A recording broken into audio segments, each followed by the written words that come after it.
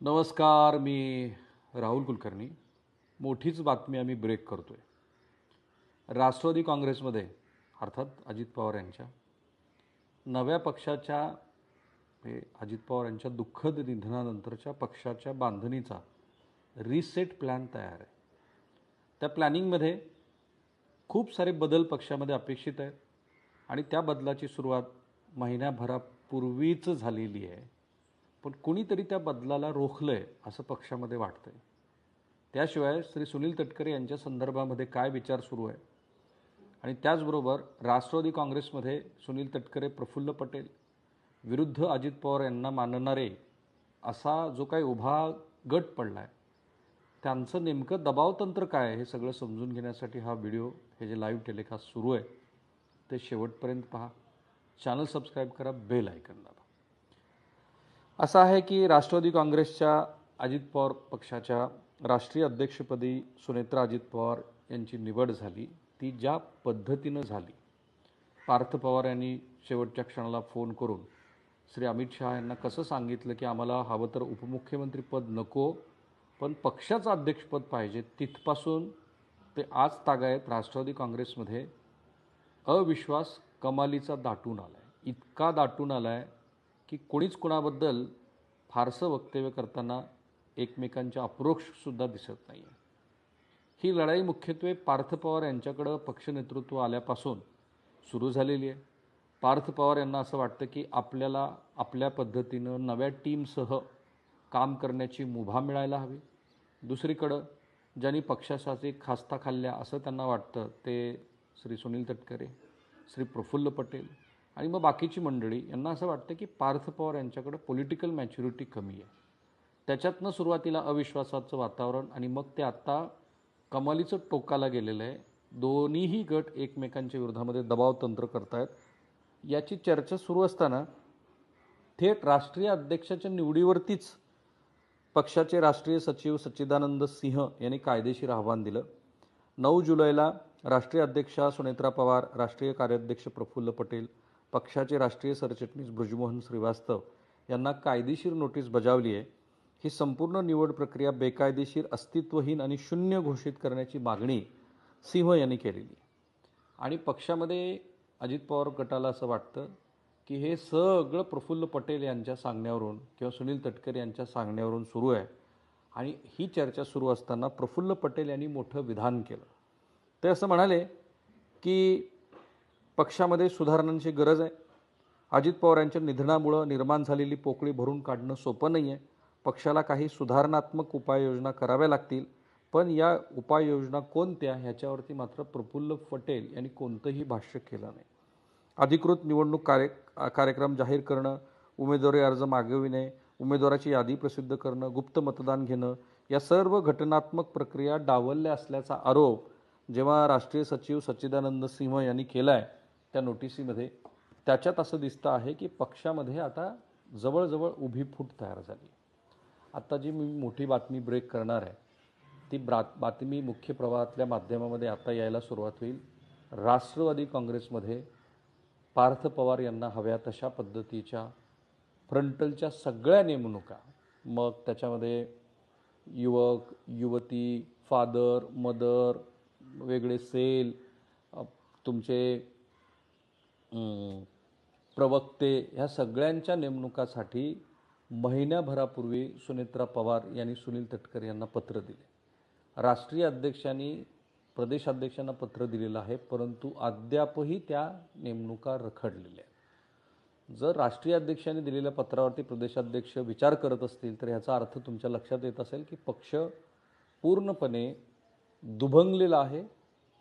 प्रदेशाध्यक्षाचं वेगळं मत असावं ह्या नियुक्त्यावरून आणि राष्ट्रीय अध्यक्षांचं वेगळं मत असावं.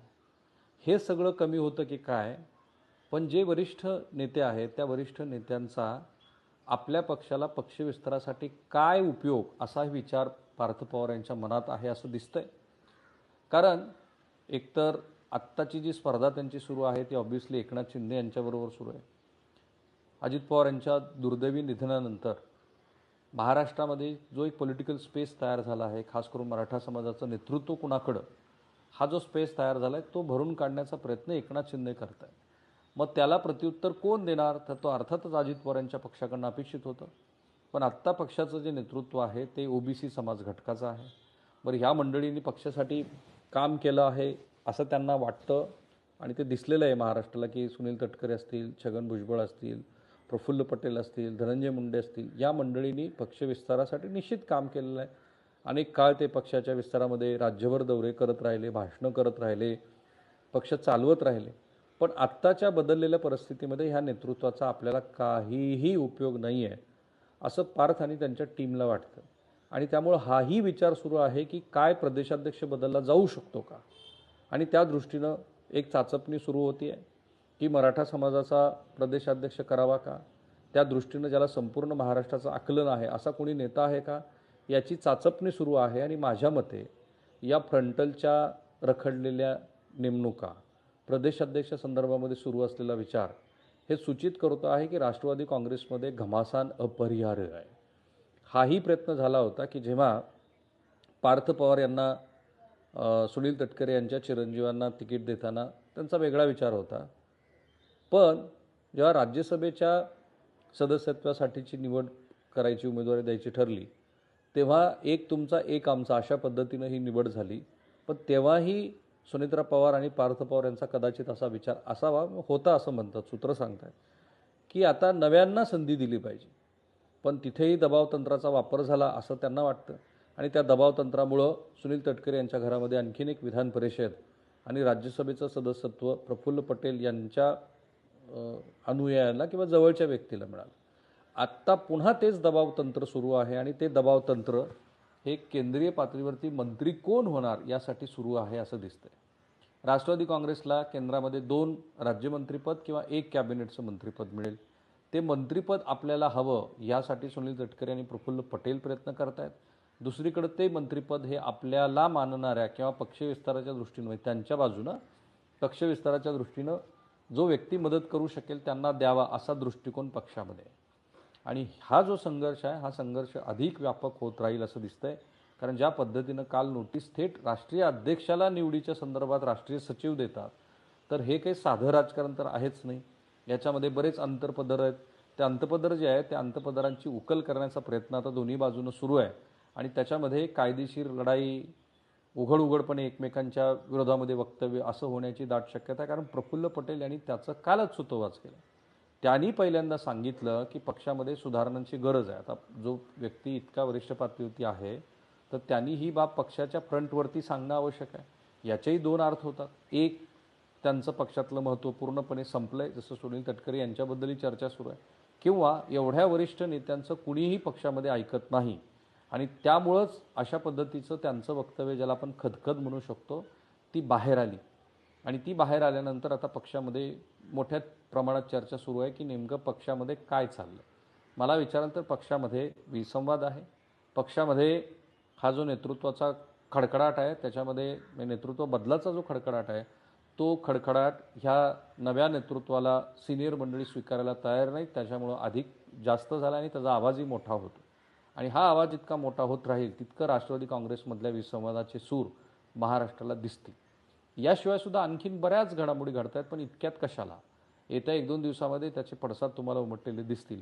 पण आम्ही जी ही मोठी बातमी ब्रेक केली की राष्ट्रवादी काँग्रेसमध्ये सगळे फ्रंटल बदलले जात आहेत आणि कदाचित राष्ट्रवादी काँग्रेसचा प्रदेशाध्यक्ष नवा कुणी करावा का, की जो पक्षविस्तारासाठी आपल्याला मदत करेल असं पार्थ पवार यांना वाटतंय, त्या दृष्टीनं सुद्धा पक्षात चाचपणी सुरू आहे. मला अपेक्षा आहे की याच्यावरती तुमचंही काहीतरी वेगळं मत असणार आहे, ते या व्हिडिओच्या कमेंट बॉक्समध्ये टाका.